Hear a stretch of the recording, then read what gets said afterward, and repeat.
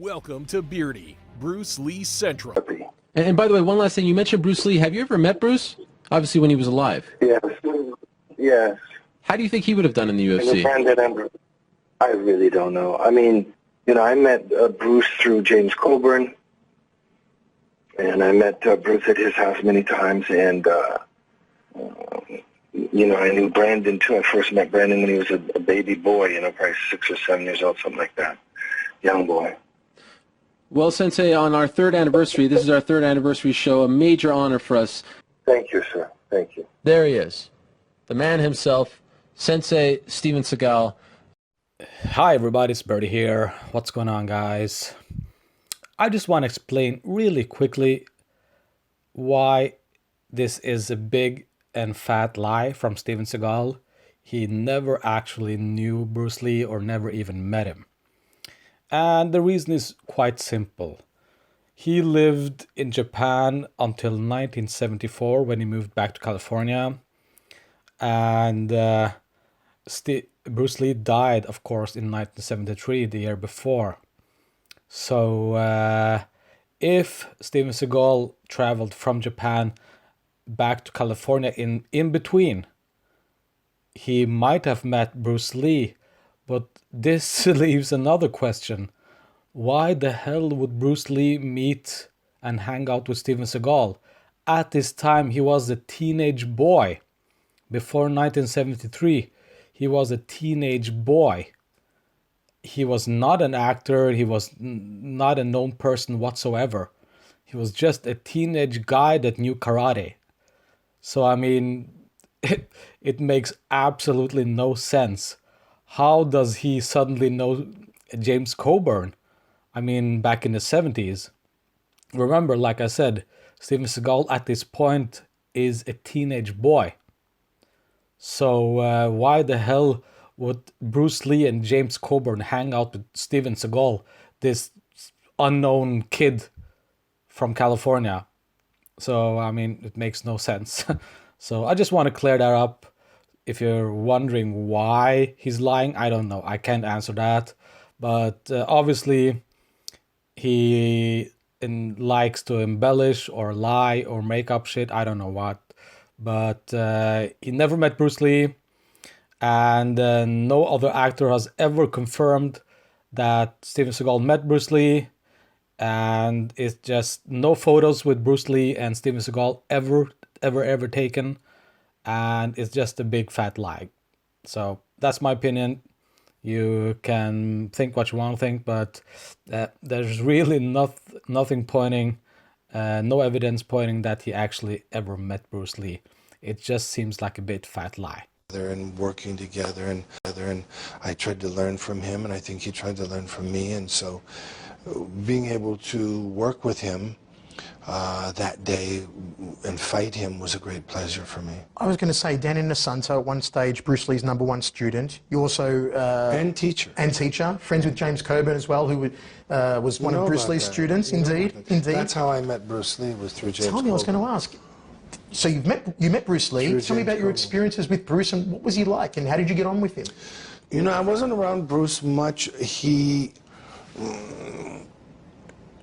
was a kind of guy who kind of would badmouth most, a lot of the other martial artists and martial arts in a kind of a sarcastic way, fun way, which I understood. For some reason, he never had anything bad to say about me, and I was quite interested in Aikido, and he was very nice to me. He knew that I grew up in Asia and that I had a son that was just exactly the same age as Brandon. And when I met Brandon, he had lighter hair, and he said, "This is my little Caucasian boy," you know. You know, I thought Bruce was a really great guy, really cool guy, and I thought James Coburn was a great guy too. And I'm really sorry they're all gone. And when Brandon was killed like that, they called me a few minutes after it happened. It was in Carolina somewhere. They called me in the middle of the night and they said, "We think that he's dead, but the guy shot a blank gun at him. How could he be dead? He's dying. He's, you know, severely hurt, maybe dead." And I said, you will find a projectile in him. You'll find a bullet in him. And they said, that can't be. You're crazy. And I said, you will find a bullet in him. And they called me in the morning. And they said, you're amazing. And I said, why? And they said, there was a bullet in him. And I can go through the whole story on what really happened, which most people don't know. But the long and the short is when Brandon passed like that, I didn't sleep for 3 or 4 days. Wow. It just reminded me too much of certain things, and the loss of both of them was terrible for me. Another great actor, one of my favourites, and I know he's one of your favourites as well, Jackie Chan, man who sent me flowers for my 21st birthday, coincidentally. And by the way, you and I share the same birthday, April 10. You were one of the people, and it's a little-known fact, who helped Jackie Chan break into America and introduce him to American audiences. Can you tell me about your relationship with Jackie and how that started? I mean, I've known Jackie for, Jesus, maybe 40 years. Wow. I've known him from way back in the early days. I'm not very close with him anymore. I don't really go to Hong Kong or China much anymore. Him, Sammo Hung, a lot of the old, you know, some of this is really maybe not quite fit for, you know, saying out loud on film, but there's an interesting group of folks that, you know, are kind of some in the shadows and some in the light, and I was friends with all those guys for a long time. Haven't seen Jackie for a long time now, but at one time I thought we were kind of good friends, you know. In an interview you also said once you'd made many great movies, which you have, and said you'd made many, or some, bad movies. Is there one particular film you look back on and you sort of cringe and go, geez, did I really do that? Unfortunately, there's many. I think, you know, I was looking at an actor the other day on screen, and I was going, holy shit. Can you say shit on this interview? You can say whatever you like. Yeah. I said, holy shit, did this guy actually do this? Not only was the movie that bad, but the acting was that bad. And it's a pretty famous actor. And I just said, hey, man, happens to all of us. Who's the most legitimate Hollywood tough guy, in your opinion? You accept it, of course.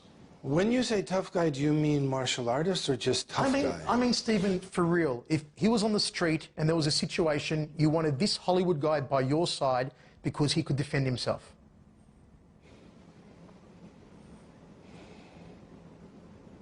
It's that hard to think of a legit one? Can you think of one? Michael Jai White. Can I laugh in your face? Really? Yes. Thoughts on Jean-Claude Van Damme? Can I laugh in your face? Chuck Norris? I mean, Chuck is in his mid-70s. He's probably 76 years old, okay? 75, 76 years old. Interesting. So I don't know. I've heard that he's not, you know. So, I mean, I don't really want to get into, on film anyway, you know, who's a tough guy. Do I think Michael is a tough guy? No. Do I think he's a martial artist? No. Do I think Jean-Claude's a tough guy or martial artist? No. If you were to put together your own ensemble of action stars, your own version of the Expendables, let's say, who would you choose, 3 or 4 actors to be in there with you? I think they had many great actors in there, you know, that are great action guys. I think this guy Jason Statham, is that Jason right? Statham? Statham, Yeah, is it? yeah. It's not Stratham, it's Statham. Yep. Jason Statham is a wonderful action guy. Jet Li, fantastic action guy, who, by the way, is a real martial artist. Yes, great wushu. And, you know, I mean, I'd never seen him fight, but I would imagine if you would have mentioned his name over those guys, I would have to say, okay, he's a real martial artist and probably can fight. Dolph Lundgren, Kyokushin karateka, used to be competitive. Oh, he's a very nice guy. Do I think he's a tough guy and a great martial artist? He's just a great guy, and, you know, but anyway, so, but I'm trying to think of all the guys that were in there. I didn't get to see it, but, you know, Jet Li and, you know, Jason Statham are great guys. Who else was in it? Dolph Lundgren, Terry Crews, Randy Couture. Randy's a real fighter. Yep. You know? Of course, Bruce Willis and Arnie, we know both aren't real fighters, but great actors. They're great actors. And Sly Stallone. Yeah, you got all those great actors there. Yeah. I get asked about Bruce Lee all the time, and I think Bruce Lee was very unique. Like any other human being, he was human. I did get to see him and watch him and talk to him. And I can tell you that his sidekick, his Yokogiri, was spectacular. Yeah. The best I've ever seen to this day. Much better than me ever was, ever will be, ever could be. Oh man, this is beyond hilarious. Kentaro Seagal, Steven Seagal's firstborn son, was born in 1975, 2 years after Bruce Lee died. And Steven Seagal himself was a teenager when Bruce Lee died. And he didn't even start acting until the late 80s, okay? Steven Seagal was just a kid at the time. Just a kid living in California, fighting and training karate at this karate dojo. That's it. That's all he was. Just a teenage guy training karate. So why the fuck would the likes of Bruce Lee and James Coburn and Steve McQueen hang out with this kid? Okay, well, this doesn't need any more commentary. You can just see for yourself that this guy is obviously lying out of his but that's nothing new. Steven Seagal is notoriously known for just making up lies and talking. So yeah, we'll leave it at that.